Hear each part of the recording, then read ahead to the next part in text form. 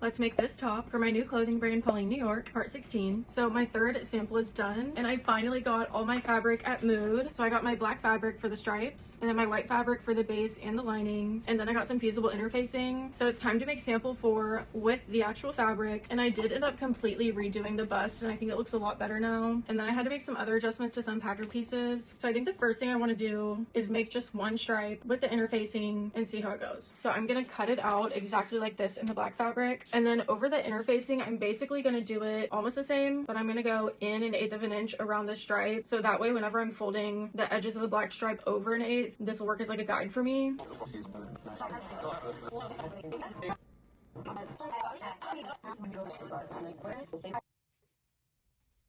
So essentially I'm just going to fold this under and iron it down and press it like along the interfacing line. Okay, so I'm trying to press the edges down and it really just does not want to stay down no matter how long I hold the iron on there. And I think a big reason is because this fabric is already a little thicker, and also I'm kind of struggling to get it perfectly straight on the edges. And especially at the tip, I got it pretty good, but you can see there's like some fuzzies coming out and I just can't get it because it's so short. So I think what I need to do is change this like fold over allowance from 1/8 inch to, I think I'm just going to try a 1/4 inch. That way it's going to be able to like actually fold over and stay folded over. Okay, so I just finished the second stripe doing it at a 1/4 inch instead of 1/8 of an inch, and it definitely worked much better. So I'm going to need to go in and add 1/8 of an inch around all of my stripe patterns, but that's okay. But I do think I could still improve a little bit. Like, it's not completely smooth. So I was thinking like maybe I need to get some sort of like metal piece or something that's the same size as the tip and like use that to fold it under. So I'm going to go adjust my stripe patterns.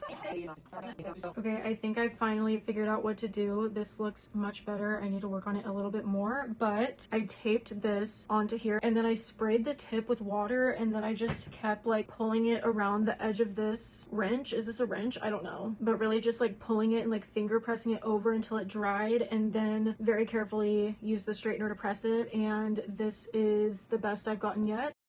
Okay, so I finished cutting out all my stripes, and I have each stripe labeled with what stripe it is and whether it's for the right or the left side. And I cut out all the interfacing. This took me so long to cut everything out, but now it's time to fuse on all the interfacing, press all the edges under.